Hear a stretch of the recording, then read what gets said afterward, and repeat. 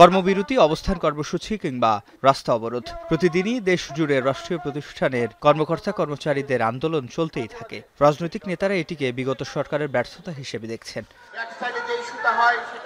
শুক্রবার প্রেস ক্লাবের সামনে এক প্রতিবাদ সভায় বিএনপি চেয়ারপারসনের উপদেষ্টা জয়নুল আবদিন ফারুক বলেন, ক্ষমতায় গেলে রাষ্ট্রীয় প্রতিষ্ঠান ধ্বংসকারীদের বিচারের আওতায় আনা হবে।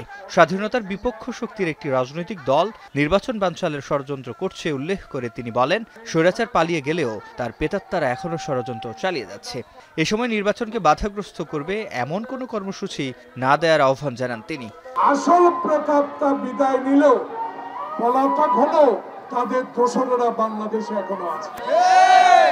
তাহলে এদেরকে প্রতিহত করতে হবে কিভাবে? রাজনৈতিক ভাবে। কিন্তু আমরা যখনই জাতীয়তাবাদী শক্তি আপনাদেরকে নিয়ে এটা প্রতিহত করার চেষ্টা করছি একটি নির্বাচনের মাধ্যমে, সেই নির্বাচনকে বানচাল করার জন্য আরেকটা ষড়যন্ত্র। এই ষড়যন্ত্র কারা করছে? যারা ৭১ আমাদের বিরোধিতা করেছে। এদিকে প্রেস ক্লাবে ভিএফইউজের দ্বিবার্ষিক সম্মেলনে বিএনপি মহাসচিব মির্জা ফখরুল ইসলাম আলমগীর বলেন, জাতি ফেব্রুয়ারির নির্বাচনের অপেক্ষায় আছে। ভিন্নতা থাকলেও ঐক্য ধরে রাখার আহ্বান জানান তিনি। জাতি অপেক্ষা করে আছে যে আগামী ফেব্রুয়ারি মাসে একটি নির্বাচনের মধ্য দিয়ে একটা গণতান্ত্রিক ব্যবস্থায় আমরা ফিরে যেতে সক্ষম হব। আমরা সবাই এটা চাই।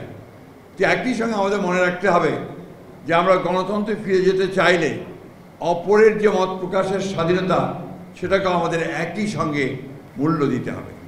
সোশ্যাল মিডিয়াতে রাজনৈতিক দল ও ব্যক্তিদের নিয়ে যেভাবে প্রচারণা চালানো হচ্ছে তাতে গণতন্ত্র শক্তিশালী হবে না বলেও মন্তব্য করেন তিনি। এই সোশ্যাল মিডিয়াতে যেহেতু সেখানে কোনো দায়বদ্ধতা নেই, যা খুশি তাই বলা যায়, এমনভাবে রাজনৈতিক দল, রাজনৈতিক ব্যক্তিত্ব, সামাজিক ব্যক্তিত্ব, ব্যবসায়ী সকলের সম্পর্কে যে নেগেটিভ প্রচারণা চালানো হয় তাতে করে কিন্তু গণতন্ত্র শক্তিশালী হয় না।